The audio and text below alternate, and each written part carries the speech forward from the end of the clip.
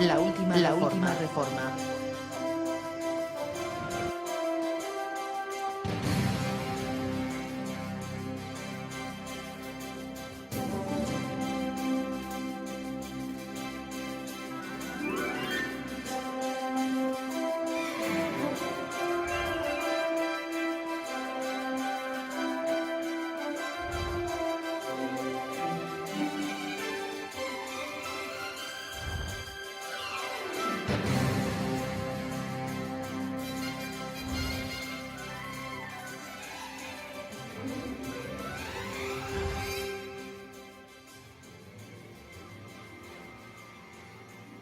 Hoy miércoles 28 de febrero, en su programa La Última Reforma, presentaremos el tema Filosofías y huecas sutilezas parte 2, con Rodolfo Caldera Mejía y Saúl Emilio Chávez.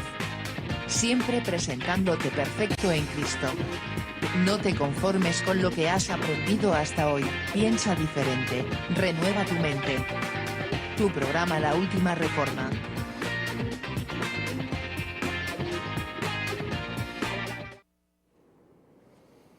Buenas noches y bienvenido una vez más a su programa La Última Reforma. Como tenemos por costumbre todos los miércoles, siempre es grato darle la bienvenida y pues por su fiel sintonía a todos los que nos sintonizan alrededor de nuestro bello país, Nicaragua. Un saludo a todos ellos y muchas gracias por su sintonía. Queremos recordarles siempre a los televidentes de que nos sigan en las redes sociales. Les recordamos de que tenemos una página en Facebook que es muy activa. Les recomendamos que nos busquen en el Facebook. Como muchos saben, también tenemos un Twitter. También nos pueden escribir al correo electrónico laultimareforma@gmail.com. Y también consideramos que la herramienta más poderosa es el canal de YouTube. No es que sea mejor que la otra, pero sí, el canal de YouTube nos permite a nosotros trepar los episodios que se dan aquí, junto con muchas otras reflexiones, herramientas que son útiles para el estudio. Le recomendamos que se suscriba. Quiero aprovechar también para tomar el espacio y recordarle de que ese canal de YouTube le recomendamos que se suscriba. Casualidad, un amigo mío que es muy activo en las redes sociales me contactó por medio del Messenger y me hizo una serie de preguntas, y lo cual vamos a tratar de contestarle al inicio del programa lo más rápido que se pueda para que los muchachos puedan caer ya en el tema. Y también queremos recordarle al muchacho pues que me hizo la pregunta que ocupe la herramienta de YouTube. Esa herramienta de YouTube es muy útil. Allí perfectamente se puede ir y ver los episodios para seguir el hilo del estudio por si acaso no pudieron ver el programa. Bien, como observaron al inicio del programa, pues hoy seguimos el tema que se dio de la semana pasada. Continuamos hoy con Filosofías y huecas sutilezas parte 2. La semana pasada se tocó brevemente el tema del matrimonio y también el tema del ministerio evangelical. Tuvimos un muy positivo de parte de los televidentes. Hubieron muchas preguntas, muchos comentarios acerca del tema, y hoy vamos a profundizar más en ciertos temas. Vanapalabrería, junto con matrimonio, el ayuno y otras cosas más que van a ser muy entretenidas, muy útiles pues, para hoy. Bueno, siempre es un placer tenerlo aquí con su sintonía. Le queremos recordar al televidente que tenga su Biblia presente junto con sus notas. Recuerde que todo lo que se presenta aquí es muy fuerte para la mente religiosa. Queremos recordarle de que este programa no es apto para la mente religiosa. También no es un programa de debate. Lo que nosotros presentamos aquí únicamente lo que fue revelado al apóstol Pablo, que nosotros consideramos que es el evangelio verdadero. Entonces, ya no quiero más atrasar más a los ministros competentes, ya con nosotros Rodolfo Caldera Mejía, don Saúl Emilio Chávez, y le recomiendo que se quede en su asiento y no se mueva, que enseguida regresamos.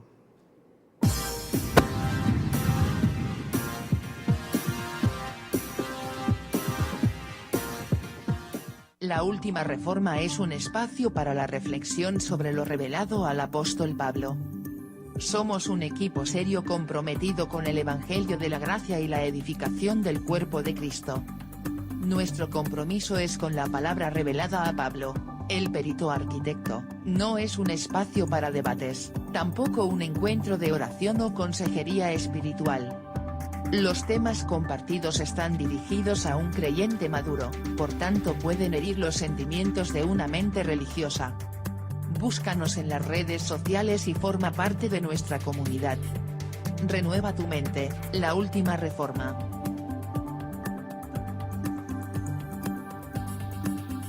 Ministerios La Última Reforma te invita a buscar todas nuestras publicaciones en las redes sociales. En Facebook publicamos diariamente información suficiente sobre el Evangelio que le fue revelado al apóstol Pablo. Esas mismas publicaciones búscalas también a través de Twitter, y amplía tu conocimiento de la gracia.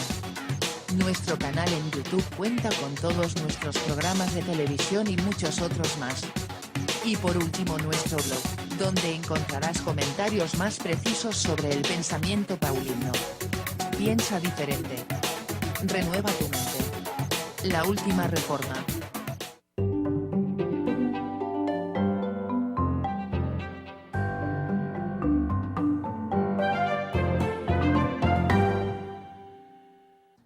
Pablo declara que la simbología de la ley era un rudimento, o sea, la iniciación de un concepto, el primer elemento para poder entender con mayor profundidad una verdad. Porque debiendo ser ya maestro, después de tanto tiempo, tenés necesidad que se os vuelva a enseñar cuáles son los primeros rudimientos de la palabra de Dios. Y habéis llegado a ser tales que tenés necesidad de leche y no de alimento sólido. Por ejemplo, cuando intentamos comunicar una realidad a un niño, usamos imágenes para que comprenda mejor lo que expresamos. Pero la imagen no es la realidad. La imagen, por tanto, es un rudimento. La realidad que expresamos no lo es. Por eso es importante entender que toda regla por sí solo es un rudimento.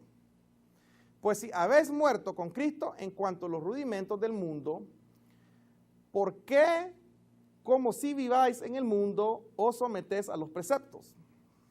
La verdad con respecto a Cristo, revelado por Pablo, fue manifestado inicialmente de forma rudimentaria por medio de la ley de Moisés.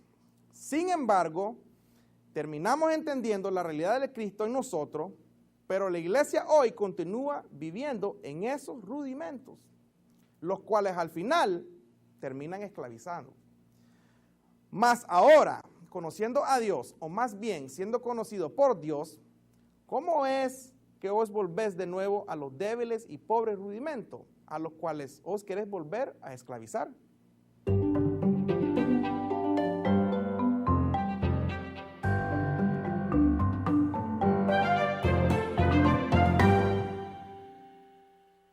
Ministerios La Última Reforma te invita de forma muy especial a nuestra reunión de estudios paulinos.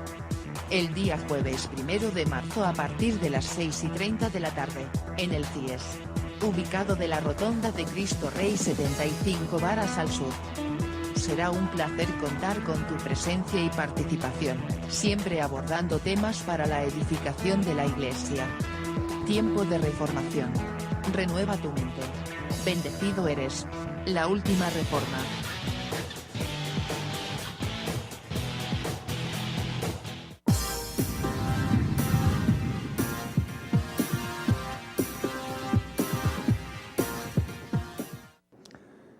Muy buenas noches, un placer siempre saludarles a esta hora. Ya el miércoles hemos enfatizado siempre de que es el día que puedes apartar y y ver a este grupo de personas que salimos al aire a través del Canal 23 para que exploremos juntos el evangelio que le fue revelado al apóstol Pablo. Para algunos este programa les edifica, a otros este programa les inquieta, les incomoda de alguna forma, y otros, si bien es cierto, no están en consonancia con algunos de los temas, sí hay algunos en particular que les son de mucho provecho. Por cualquiera sea la motivación que ustedes nos están sintonizando ahora, les agradecemos que estén con nosotros, que nos permitan el tiempo de entrar a su hogar, al trabajo o donde estén ahorita sintonizando el programa, para que compartamos juntos esto. Este programa, insistimos también cada vez que podemos, es un programa para la reflexión, no es un programa de debate, pero tampoco es un programa de consejería.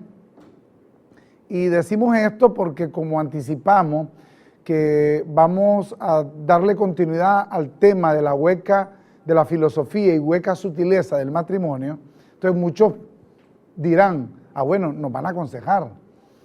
Decíamos la semana pasada, por ejemplo, que uno de los grandes contrastes que encontramos en la religión es que alguien que nunca se ha casado, alguien que nunca ha tenido esposa, resulta ser que es quien casa y es quien adoctrina para casarse, porque es que hay hasta un proceso de adoctrinamiento, Saúl. Y eso es lo que ha hecho, lo que la sociedad define como atentados contra el matrimonio, o los verdaderos atentados contra el matrimonio. Porque ellos, algunos pues líderes, son mejores con los niños, son especialistas en los niños, no son especialistas en el matrimonio. De tal manera que vamos a estar abordando ese tópico que es un poquito, digamos, escabroso abordarlo, pero que debemos hacerlo por causa de lo que Pablo nos explica sobre el matrimonio. Entonces vamos a estar hablando sobre eso, pero siempre enfocados en la idea de que Pablo definió de que entraría a la iglesia, era una forma de pensar, una forma de actuar, una forma de vivir, un adoctrinamiento que no era el que había sido puesto en la boca del apóstol. Y que por tanto, todas estas cosas que nosotros venimos abordando, de alguna manera son eso que llama Pablo en Colosenses capítulo 2, verso 8, filosofía y hueca sutileza. Un saludo para los que nos están sintonizando ahora en cualquier parte del territorio nacional. Hay gente que nos sintoniza en La Paz Centro, hay gente que nos sintoniza en los pueblos blancos, en Chinandega, en León, Huigalpa. Hay gente también que nos sintoniza en Somoto. Hemos recibido reportes. Tenemos a Clifford, por ejemplo, que no tenemos el apellido de él, y muchas otras personas que están fuera de la ciudad capital, están en los departamentos, siempre en la sintonía por los distintos medios que haya del Canal 23, porque está la señal misma del canal que puede ser percibida aquí en la ciudad capital. Estamos a través del canal 99 en todos los sistemas de cable que hay. También estamos a través del sitio web del Canal 23 y estamos transmitiendo en vivo a través de Facebook. Así que nos gustaría de que todos ustedes que forman parte de estén siempre atentos a lo que nosotros compartimos aquí. Y un saludo para los que nos están sintonizando también, más allá de nuestra frontera. Pues bien, filosofías y huecas sutilezas, Saúl. Hicimos una mención acerca del matrimonio la semana pasada y eso generó algunas expectativas, aunque también estuvimos hablando sobre el ministerio angelical, sobre esa deformación que ha habido del concepto de que hay seres espirituales detrás nuestro. Entonces, como hay muchos que creen que hay un ser espiritual llamado diablo, que anda como león rugiente, buscando a quien devorar, entonces también se inventan la antítesis. Entonces dicen que hay ángeles malos persiguiéndonos para hacernos caer de la voluntad de Dios, y hay angelitos buenos también que andan detrás nuestro. Pues estuvimos hablando de eso, pero ¿qué pasa con el matrimonio? ¿Qué dice Pablo? ¿Cuál es la prerrogativa que desentraña Pablo en relación a esto? Pero ¿por qué decimos también que es una filosofía y hueca sutileza? O mejor dicho, como lo dice Pablo a Timoteo, Saúl. De hecho, Pablo, cuando le escribió a Timoteo, la primera carta utilizó un término que es vana palabrería. Y hoy vamos a profundizar en este aspecto de lo que Pablo le presenta a Timoteo, porque, por ejemplo, el catolicismo te presenta que la persona tiene un ángel de la guarda. Y de ahí, pues se hizo una doctrina del ángel de la guarda. Los protestantes de diferentes denominaciones, ellos tienen al diablo vigente y por ende los demonios que persiguen a los supuestos creyentes. Entonces está la otra parte en el mundo espiritual que serían los ángeles que están a favor de los creyentes, ¿no? El hecho es que Pablo es claro cuando le escribió a los hebreos en el 2.5 y le dijo que el mundo venidero, y cuando hablo del mundo venidero es la posición en que la iglesia está, que tiene una posición eminente, sentado con Cristo en lugares celestiales. Esa supuesta cobertura angelical o cubierta angelical en donde muchos hoy están afectando su humildad y le están dando culto a los ángeles, poniéndolo en un estatus superior a la iglesia, en donde todo el creyente, digamos, el que entiende que él es la iglesia, que tiene una posición, no puede estar ya en ese juego angelical. Si bien los ángeles funcionaron en el antiguo pacto con propósito, Pablo es claro en Hebreos 2.5 al decir que el mundo venidero no está sujeto a ángeles. Por consiguiente, yo no puedo estar pensando que el ángel me tiene que abrir la puerta, que el ángel me tiene que cubrir, porque aparentemente mi salvación tiene dos aspectos, el diario vivir y lo eterno, pues. Pero fíjate que aquí hay algo que las personas que piensan de esa forma están desvirtuando lo que Pablo le escribió a los Efesios. Dice Pablo en el 2.10, dice que fuimos creados en Cristo Jesús, somos hechuras suyas, dice, creados en Cristo Jesús para buenas obras que fueron preparadas de antemano. Si hay obras preparadas de antemano por Dios, quiere decir que mi misión es entender esa buena obra. Y son buenas obras preparadas de antemano. Ahora, si yo pongo al ángel, por decirlo así, a mi ángel, para que se active, que me abra la puerta, que me dé un trabajo, que esto, que lo otro, entonces, y mi posición, que es preponderante, ¿en dónde queda? Si yo estoy sentado en lugares celestiales juntamente con Cristo. Ahora, todos esos puntos de vista nosotros los pusimos en el tapete en blanco y negro y dijimos que la preeminencia nuestra es superior a cualquier ángel, a ángeles. Es más, Pablo dice, ni la vida, ni la muerte, ni ángeles, ni principados, que nos podrán separar del amor de Dios que es en Cristo Jesús. Entonces venimos a ver que hoy hay una vana palabrería, y cuando hay una vana palabrería es vacía e inútil. El diccionario dice que es un balbuceo, yo diría que es hablar babosadas.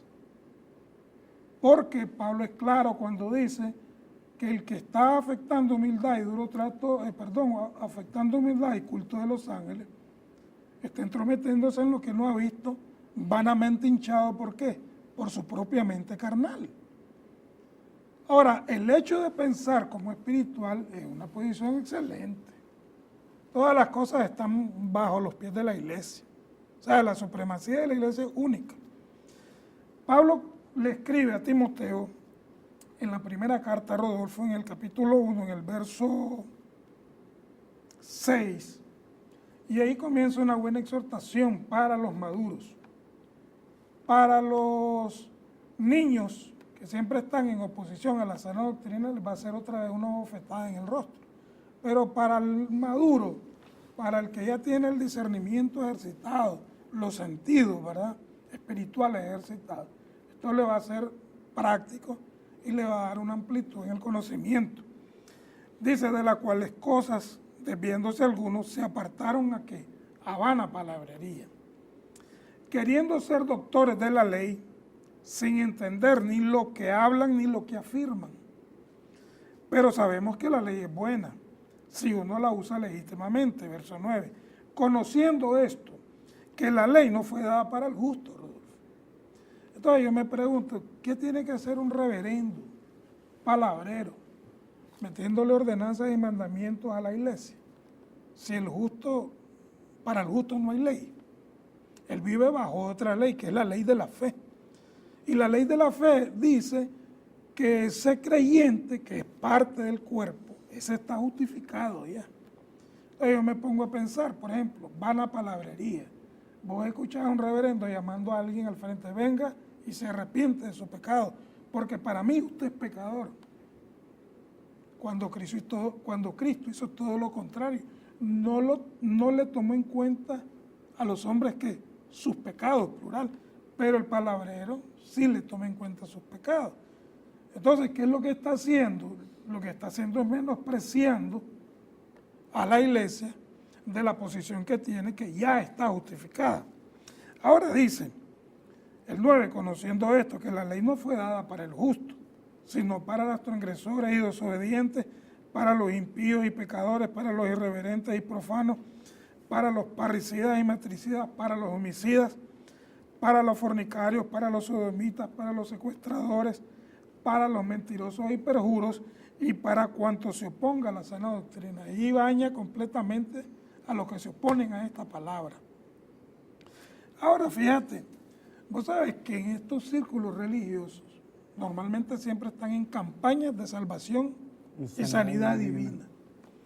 Ese es el tópico de ellos, esa es la comida, el plato diario, ¿verdad? Entonces ellos montan un show y mandan al pecador a que se arrepienta y que conozca al Señor, acéptelo como Salvador. Pero yo me pregunto, ¿que acaso no conoce al Señor a los que son suyos? Y entonces me pongo y veo Hebreos 8:10, voy a ir rapidito ahí, Rodolfo. Capítulo 8, del verso 10 al 13.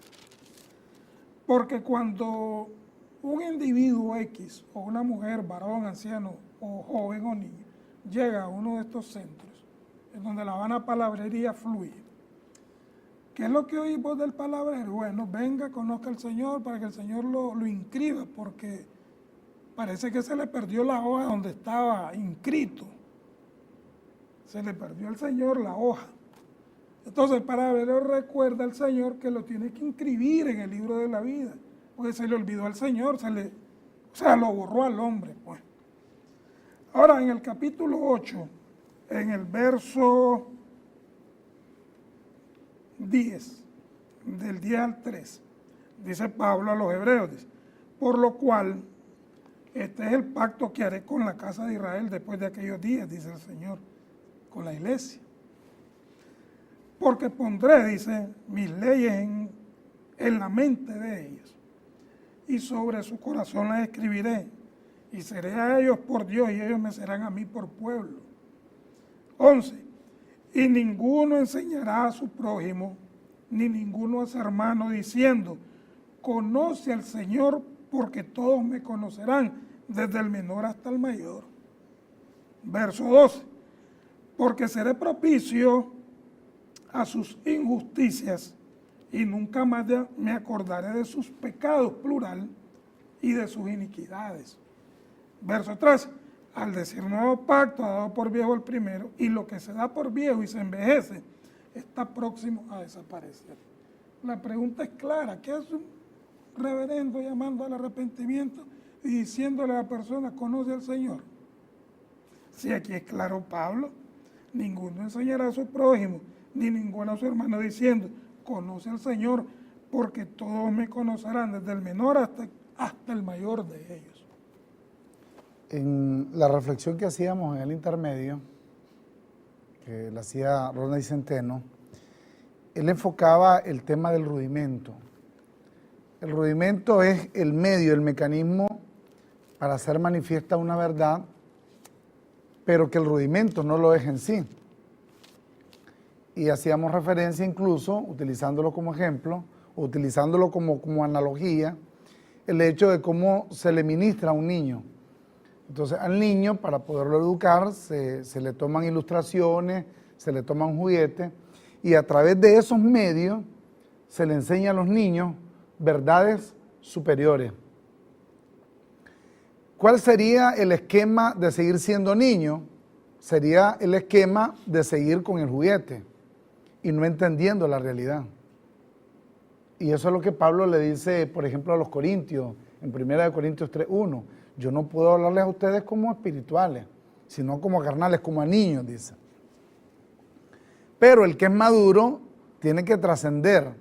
Pablo decía explícitamente que la ley, que todo lo que Dios estableció en la ley era sombra de los bienes venideros. Pues el punto es que toda esa atmósfera alrededor de lo que implica vivir en rudimento establece el esquema en el creyente de la sustitución. O sea, está la realidad en Cristo, pero esa realidad en Cristo es sustituida por el juguete, en este caso por el medio para conocer la verdad, por la ilustración por medio del cual se hace más perceptible aquella realidad que está siendo sustituida. Entonces, como el creyente no ha madurado y el creyente sigue jugando a la iglesita, entonces el creyente quiere creer que hay algo o hay alguien que está detrás de él. Si no es acusándolo, cuestionándolo o intentando cómo boicotear su vida, pues también hay otro ser a la par que está tratando de impulsarlo, de alentarlo, de hacer que las cosas a su alrededor funcionen. Y lo mismo pasa, y aquí ya vamos a entrar quizás al tema en discusión, y lo mismo pasa con el asunto del matrimonio. En la ley se estableció el matrimonio, pero obviamente el esquema planteado del matrimonio no estaba enfocado hacia establecer la unidad en una familia o a establecer la unión o la unidad dentro de una nación, sino que estaba encaminada a entender la importancia de nuestra unión con Cristo. Pero ¿qué ha pasado? Se ha sustituido, ¿verdad?, la realidad espiritual por la analogía, por la metáfora, por el ejemplo, por la imagen. Y la prueba de que seguimos jugando a la iglesita, por ejemplo, ahorita viene una serie de eventos que se repiten todos los años, cíclicos y constantes, donde la gente otra vez más va a recurrir a la imagen, va a recurrir al juguete, y con el juguete hacer creer que el creyente está mejor posicionado, cuando ya el creyente lo está por defecto, claro, en una posición espiritual que no puede ser alterada. Entonces, cuando se establece la unión matrimonial, Dios estaba estableciendo el vínculo con el cual Él iba a tratar a aquel pueblo con el que pactara. De tal manera que cuando pacta con el pueblo de Israel, por eso nosotros vamos a encontrar en las Escrituras hebreas una serie de referencias que tienen que ver la relación de Dios con Israel como esposa. La llama su mujer. Por ejemplo, incluso hay un libro en el llamado Antiguo Testamento, en las Escrituras hebreas, que se llama Cantar de los Cantares. Es una oda, es un poema larguísimo que tiene que ver de la unión del hombre con la mujer, que incluso hace unos énfasis en lo que es hasta la intimidad que tiene que ver con la pareja. Y tan es así el sentido de esposa y de mujer que le da al pueblo de Israel, que como obviamente ese pueblo era un pueblo duro de servir y que constantemente fallaba, ya Dios ya no hallaba qué hacer con aquella que era su mujer, con aquella que era su amada, con aquella que era su virtud, y vamos a encontrar una palabra en contraste con eso que manifieste el hecho de esa unión espiritual. Porque hay también expresiones en las Escrituras hebreas donde Dios trata de ramer al pueblo de Israel. Sí, o sea, por muy duro que parezca, y puedes consultarlo y buscarlo. ¿Por qué la trataba de ramera? Porque ya la había tratado de una manera muy íntima, una unión. Pues entonces, al haber un cambio de pacto, al agarrar aquel pacto, apartarlo, agarrar la imagen y apartarla, entonces ahora viene un matrimonio. Y ese matrimonio ya no es con el pueblo de Israel. Ese matrimonio ahora es con la iglesia. Entonces, cuando Pablo le habla a los corintios, por ejemplo, en la primera carta, en el capítulo 7, Pablo hace unas reflexiones basadas en la relación del hombre y la mujer. Pero él está estableciendo una verdad espiritual allí. Esa misma verdad espiritual allí, que a los corintios se les hace de una manera soslayada, porque les habla en lenguaje de niños, lo repite y lo enfatiza escribiéndolo a los Efesios en el capítulo 5, del verso 21 hasta el 33. Pero decíamos la semana pasada, refiriéndonos a este aspecto, que cuando él llega a Efesios, que es una congregación mucho más madura, ya él ya establece con meridiana claridad que cuando él hablaba de la unión entre el hombre y la mujer, él estaba haciendo una analogía de Cristo y la iglesia. Y eso lo vamos a ver, y lo decíamos también la semana pasada, y vamos a darle lectura nuevamente, de que nosotros vamos a ver en el capítulo 5, a partir del verso 21, someteos los unos a los otros en el temor de Dios, las casadas estén sujetas a sus propios maridos como al Señor, porque el marido es cabeza de la mujer, así como Cristo es cabeza de la iglesia. O sea, Pablo está enfocando una realidad espiritual. Él no se está refiriendo a la unión de hecho que puede establecerse entre un hombre y una mujer. Y no es que estemos en contra a la alusión religiosa en torno al matrimonio, pero es que queremos tener el mismo énfasis que Pablo tiene cuando le escribe a los Efesios. Y empieza a dar una serie de expresiones ahí relacionadas al matrimonio, y siempre haciendo el énfasis, como Cristo y la iglesia, como también Cristo a la iglesia. Pero al final, dice en el verso 31, por esto dice, dejará el hombre a su padre y a su madre. Fíjate, hace una referencia a la ley y hace una referencia al Génesis también. Por esto dice, dejará el hombre a su padre y a su mujer y se unirá a su mujer y los dos serán una sola carne. ¿Ves que estás hablando del matrimonio? Pablo le dijo a los corintios, el que se une al Señor, un espíritu es con él. Pablo dice que Cristo es la cabeza y que la iglesia es su cuerpo. De tal manera que hacer el cuerpo la manifestación física de Cristo, entonces hay una sola carne. Pero aquí viene ya lo más interesante de Pablo, dice, grande es este misterio. O sea, todo lo que viene hablando aquí, Pablo lo enfoca como un misterio. Pero dice, grande es este misterio. Mas yo, dice Pablo, digo esto respecto de Cristo y de la iglesia. Por lo demás, o sea, en relación a todas las cosas que ya les vine planteando sobre cómo se va a relacionar un hombre y una mujer, dice, por lo demás, cada uno de vosotros ame también a su mujer como a sí mismo y la mujer respete a su marido. O sea, Pablo hace una reflexión basada en el hecho de la relación, pero a ver, él no está tomando de manera intrínseca todos los elementos que estaban determinados en la ley de Moisés en torno al matrimonio, porque la ley de Moisés era bien estricta, decía Moisés, y luego Pablo recoge esto en Hebreo. Cuando se habla de la ley dice, bueno, la mujer no se puede separar del hombre mientras éste está vivo, dice Pablo. No puede, pero si muere el marido, entonces ya la mujer está en condición de volverse, en este caso, a casar. ¿Por qué? Porque está hablando de que en el caso definido para Israel, ellos como pueblo, al adherirse al nuevo pueblo que es la iglesia, entonces ellos quedaron viudos. ¿Por qué? Porque en este caso, el marido de ellos, que era el Jehová de los ejércitos de las escrituras hebreas, deja de ser para convertirse en el Cristo resucitado, un nuevo marido. Entonces, todas estas cosas están alrededor de lo que plantea Pablo sobre el matrimonio. Y es lo mismo que plantea también en 1 Corintios capítulo 7, pero la alusión que le hace a los corintios es un poco diferente porque el lenguaje que hace a los corintios es un lenguaje para niños. Pero el punto es este, tiene que ver todo esto con lo del matrimonio tal como lo entendemos hoy. Ese sería el punto a determinar, porque si alguien determina involucrarse con una persona y deciden desde el punto de vista de la ley civil casarse, pues ellos tienen un acuerdo. Pero ¿qué es lo que sustenta ese acuerdo? Todos los elementos que permitieron que ellos pudieran unirse. Pero ¿qué pasa, por ejemplo, si todos esos elementos alrededor de esa unión, por causa del tiempo, por causa de la rutina, van feneciendo? pues simplemente la génesis o el objetivo que provocó esa unión ya deja de tener sentido. Pero ¿qué pasa? Vienen esos dos, llegan a una congregación religiosa y ¿qué les dice el pastor, el cura, el reverendo o el líder religioso? No, ustedes no pueden separarse. Porque si ustedes se separan, están en contra de la voluntad de Dios.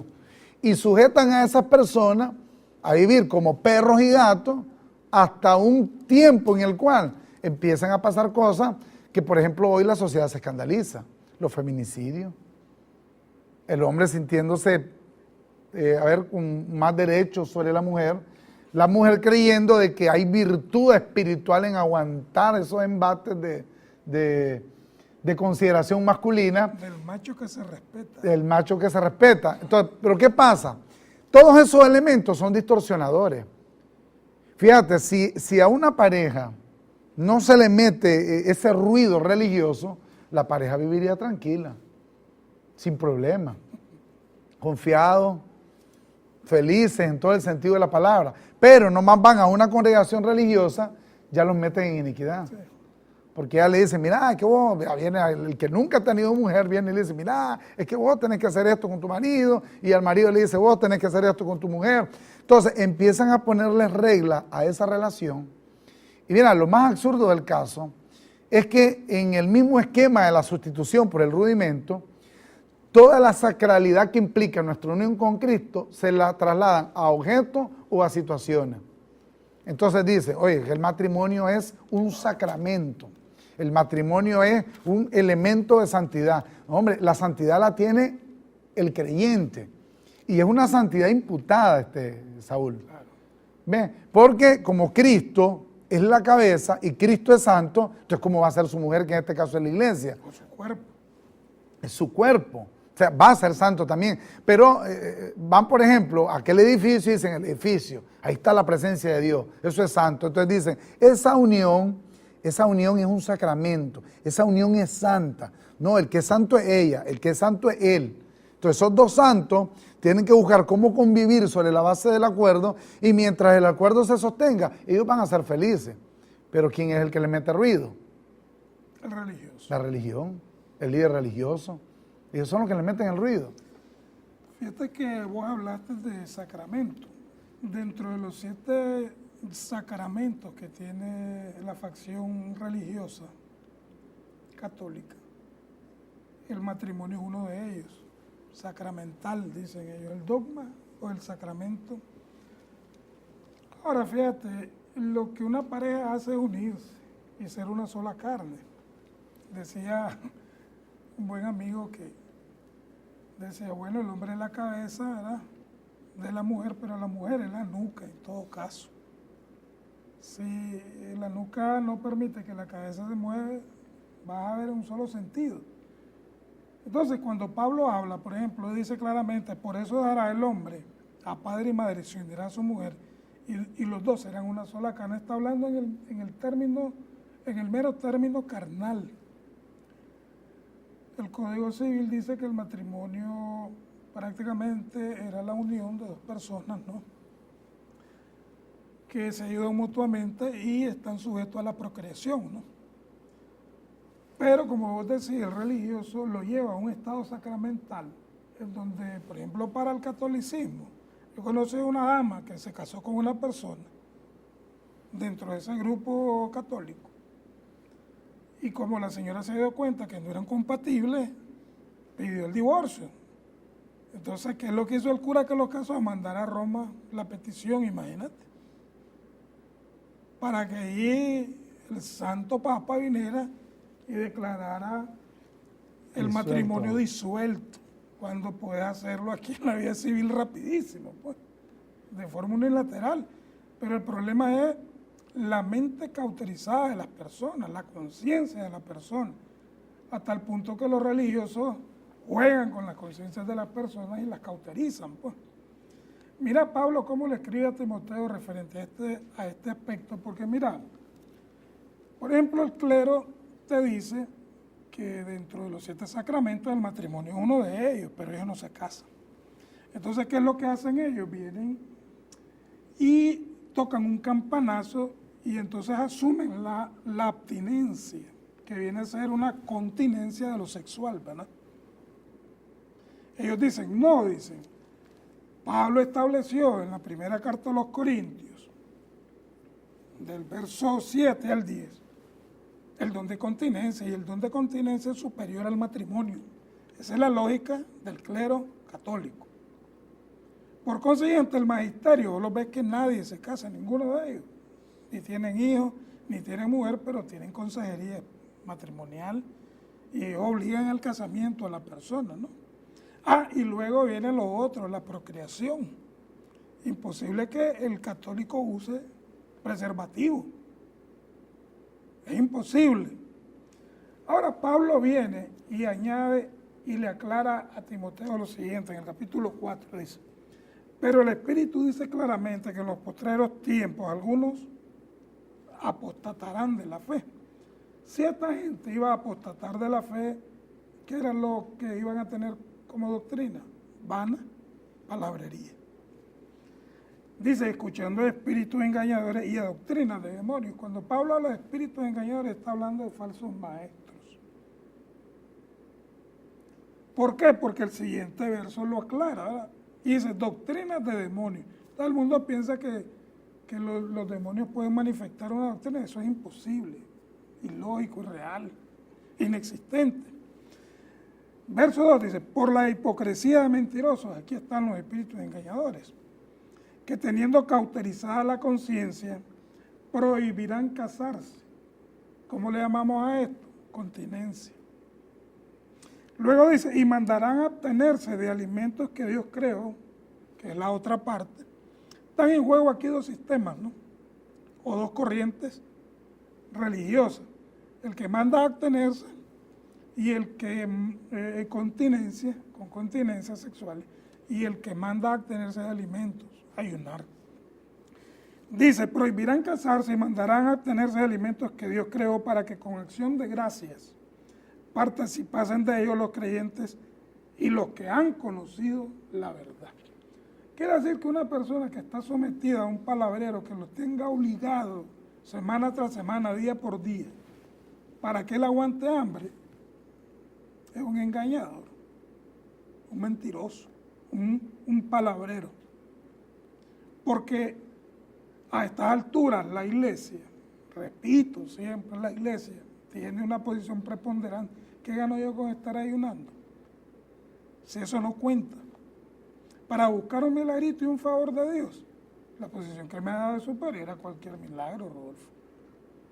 Ahora, la otra parte de la continencia viene, y yo dije que el clero católico viene y toma primera carta a los Corintios 7 como una forma superior, dicen ellos, al matrimonio, ¿no? Por eso es que los curas no se casan. Pero viene Pablo y en primera carta a los Corintios, voy a ir rapidito ahí, capítulo 7, primera carta para los que anotan, dice el apóstol Pablo referente al matrimonio, en cuanto a las cosas que me escribiste, bueno, le sería al hombre no tocar mujer, esa es la opinión de Pablo, pero a causa de las fornicaciones, cada uno tenga su propia mujer y cada uno tenga su propio marido.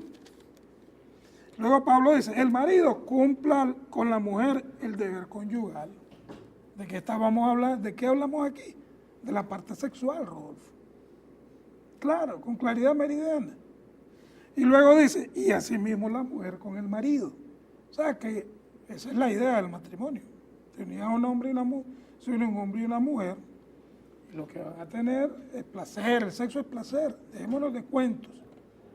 Ahora dice el verso 4, la mujer no tiene potestad sobre su propio cuerpo, sino el marido, ni tampoco tiene el marido potestad sobre su cuerpo, sino la mujer.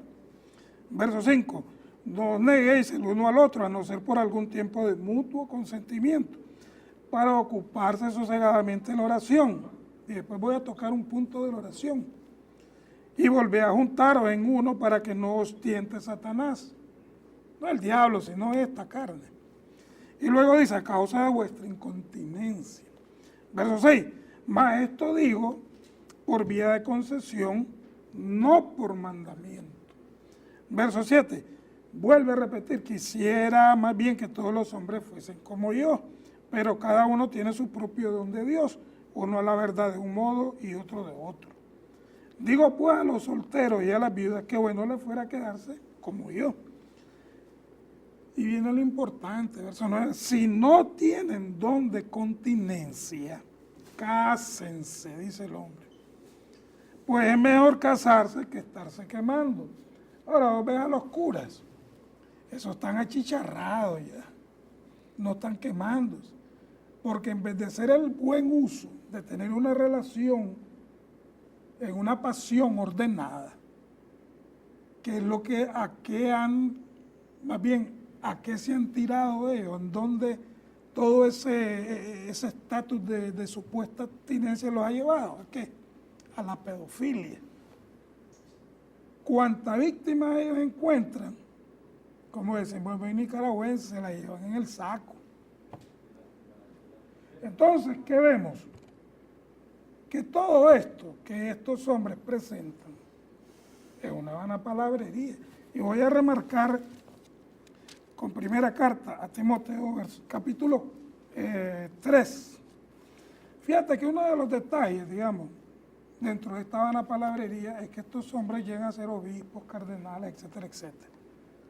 Pero fíjate que aquí Pablo, cuando le escribe a Timoteo en la primera carta, en el capítulo 13, palabra fiel, dice, si alguno anhela obispado, buena obra desea. Pero es necesario que el obispo sea irreprensible, y aquí viene, marido de una sola mujer, sobrio, prudente, decoroso, hospedador, apto para enseñar, no dado al vino, no pendenciero, no codicioso de ganancias deshonestas, sino amable, apacible, no avaro. Y luego dice Pablo, que gobierne bien su casa, que tenga a sus hijos en sujeción con toda honestidad. Entonces vemos hoy en día un revuelo, un burum bum bum Rodolfo mundial con este sistema católico. ¿Por qué? Por no obedecer a la verdad. Cuando leías en 1 Corintios capítulo 7, Pablo habla del deber conyugal. Y en ese deber conyugal, él dice tácitamente de que él no está estableciendo un mandamiento. Sí. No lo está estableciendo. Simplemente está tratando de imprimir ahí una realidad espiritual. Pero vamos a tratar de enfocarnos un poco más para que se entienda, porque quizás muchos dirán, bueno, ellos están en contra del matrimonio. No, no es ese el punto. Porque recuerden que el matrimonio, desde el punto de civil, es un contrato social. Y en ese contrato social hay derechos y hay deberes.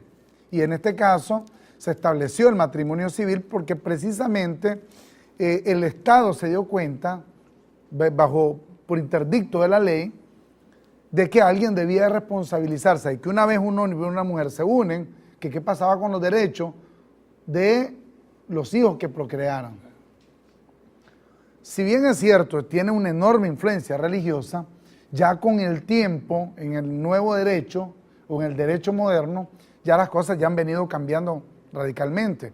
Por ejemplo, aquí en Nicaragua, hasta el año 88, existía lo que era el matrimonio con consentimiento o la disolución matrimonial por mutuo consentimiento. De tal manera que el hombre no se podía separar de la mujer si no llegaba a un acuerdo. Entonces, si la mujer se cerraba, no había separación. Pero a partir del año 88 viene una reforma a la ley y se establece la figura que hoy existe, al menos en Nicaragua, como la figura del divorcio unilateral, donde ahora pues, una de las partes puede plantearlo y simplemente aquellos derechos, aquellos deberes que están consignados en el esquema civil, pues tienen que dilucidarse. Y el juez eso es lo que trata de hacer en el momento en que se dé el divorcio. Pero no estamos en contra del matrimonio. Pero, por ejemplo, viene Pablo y dice, ok, alguien anhela obispado, que sea marido de una sola mujer. Pero muchos dicen, bueno, ahí está estableciendo el matrimonio y está estableciendo que el hombre tampoco puede tener varias mujeres. Si ese fuera el caso. Pero mira lo que te vamos a plantear ahorita. Pero ¿por qué enfatiza marido de una sola mujer? Fíjate bien.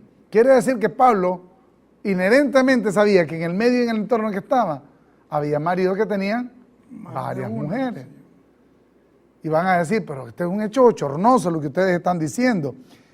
¿Sabías que la ley establecía la poligamia? ¿Sabías eso? Si no lo sabías, yo quiero llevarte a Deuteronomio, vamos a Deuteronomio 21, del 15 al 16. Oye lo que dice la ley. Porque, ¿qué pasó con David? David tuvo varias esposas. ¿Te acuerdas de Salomón, que tenía una gran cantidad de concubinas? Porque la ley lo permitía. No era porque ellos se habían volado la luz roja del semáforo. No, era porque la ley se los permitía. Y dice Deuteronomio 21, 15, 16, dice, cuando un hombre tuviere dos mujeres, dice, la una amada y la otra aborrecida, aquí más bien está enfocando el asunto, de los sentimientos. Porque al tener dos o tres esposas, pues, obviamente el marido se iba a encariñar más con una y va a tener menos cariño por otra. Dice, la una amada y la otra aborrecida, y la amada y la aborrecida le parieren hijos, y el hijo primogénito fuere de la aborrecida, será que el día que quisiera heredar a sus hijos lo que tuviera, no podrá dar el derecho de primogenitura a los hijos de la amada en preferencia al hijo de la aborrecida. Entonces está estableciendo aquí el mecanismo de qué pasaba con los hijos, pero está sentando la base de lo que plantea Éxodo 21:10, dice, decía la ley, dice, si toma como esposa a otra mujer, no podrá privar a su primera esposa de sus derechos conyugales, ni de alimentación ni vestido. Entonces, cuando Pablo habla del deber conyugal, ¿a qué se está refiriendo? Ahora, no estamos diciendo ahora que estamos nosotros en defensa de la poligamia. No, o sea, ¿de qué está hablando exactamente Pablo aquí? Ahora, ustedes dirán, bueno, pero qué escandaloso que es esto. Una de las parábolas que utilizan los futuristas para establecer el asunto de la segunda venida y de los ángeles bajando del cielo y el caballo blanco y toda esa, es una parábola que aparece en el capítulo 25 de Mateo. Y la parábola habla que había 10 vírgenes esperando al esposo. No eran 10 vírgenes o 10 doncellas esperando a 10 esposos. No, ahí menciona un solo esposo. ¿No te parece raro? Entonces, cuando Pablo dice, el marido tiene que vivir el deber conyugal, Pablo en cierta forma está en consonancia con los deberes civiles que emanaban de aquella relación. Pero no está estableciendo necesariamente reglas, condicionamientos o atribuciones relacionados con esa unión.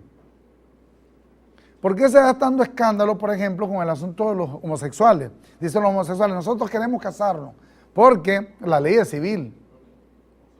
Pero si entendieran de que el matrimonio, desde el punto de vista religioso, es un rudimento, el homosexual ya no va a tener ningún tipo de querella para querer estarse casando. Porque saben de que esa fantasiosidad del matrimonio, tal como lo plantea la religión, es eso, una fantasía.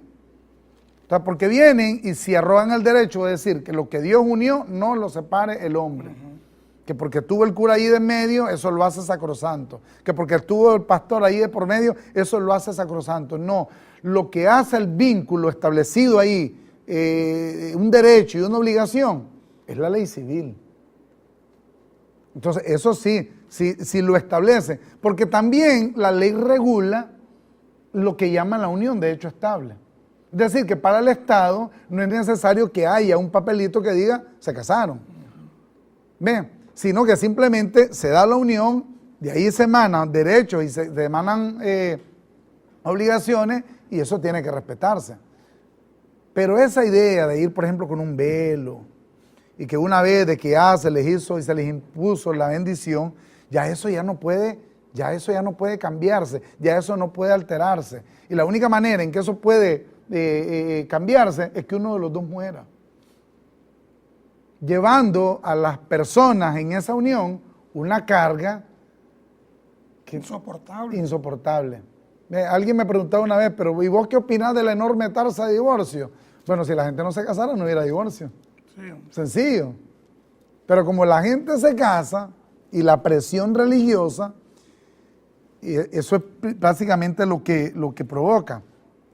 Yo hablé, Rodolfo, perdón, de la oración, ¿verdad? Pablo dice en el capítulo 7 de la primera carta a los Corintios, verso 5, dice, no os neguéis el uno al otro, a no ser por algún tiempo de mutuo consentimiento para ocuparos sosegadamente en oración. Pero fíjate que Jesús hizo una referencia en Mateo capítulo 6, verso 7, y lo hace tildando a los gentiles. Dice, dijo Jesús en aquel momento, dice, y orando no uséis vanas repeticiones, como los gentiles, que piensan que por su palabrería serán oídos. No hagáis pues semejante a ellos, porque vuestro Padre sabe de qué cosas tenéis necesidad antes que vosotros le pidáis. ¿Has visto a esos palabreros? Ahora, Señor, mueve tu mano, mueve tu mano. Es un irrespeto, una falta total de respeto, vana palabrería. Y fue claro Jesús, ¿verdad? Y orando, dice, no uséis vana palabrería. Santa María, Madre de Dios, ruega por nosotros. Un novenario, no sé cuántas misas y no sé cuántas cosas. Vana palabrería. Vamos a continuar con este tema la próxima semana, porque todo esto también tiene que ver con ese concepto de la mujer. Ha habido muchísima discusión alrededor de eso. Y vamos a seguir enfatizando algunos otros aspectos en relación al matrimonio, pero lo importante es que vayamos entendiendo de que cuando Pablo habla aquí, habla de nuestra unión con Cristo. ¿Cómo te vas a conducir en tu casa? ¿Cómo te vas a conducir con la mujer con la que conviví? ¿Cómo te vas a conducir con el esposo? Bueno, cada quien llevará su propia carga. O sea, nosotros no nos podemos meter ahí. Así de sencillo. Claro, si hay una violentación a la ley, pues obviamente hay que buscar cómo tal vez ayudar en cierta forma o en cierto sentido. Pero en lo demás, cada quien lleve su propia carga. Dejen que los religiosos se metan en su relación.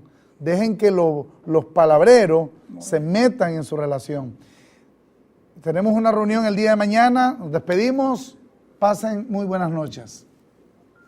Ministerios La Última Reforma te invita de forma muy especial a nuestra reunión de estudios paulinos.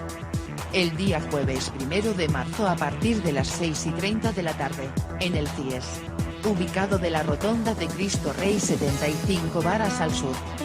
Será un placer contar con tu presencia y participación, siempre abordando temas para la edificación de la Iglesia.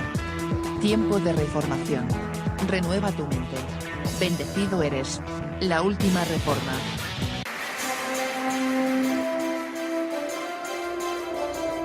La última reforma.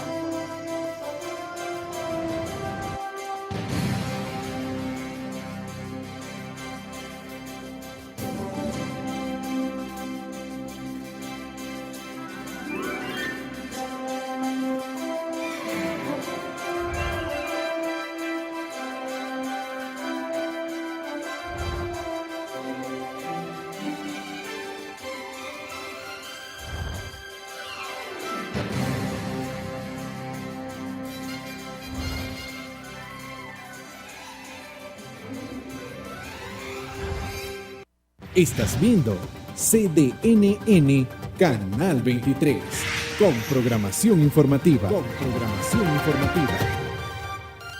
A continuación por CDNN Canal 23.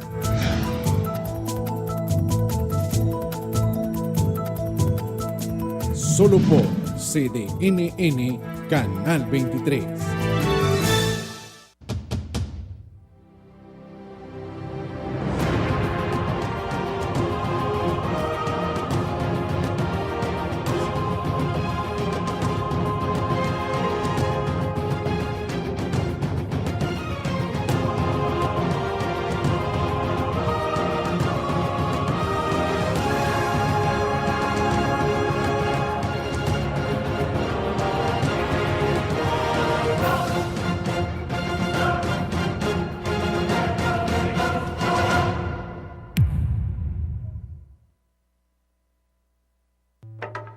Si alguna vez has escuchado la frase el Espíritu Santo y quieres saber lo que significa,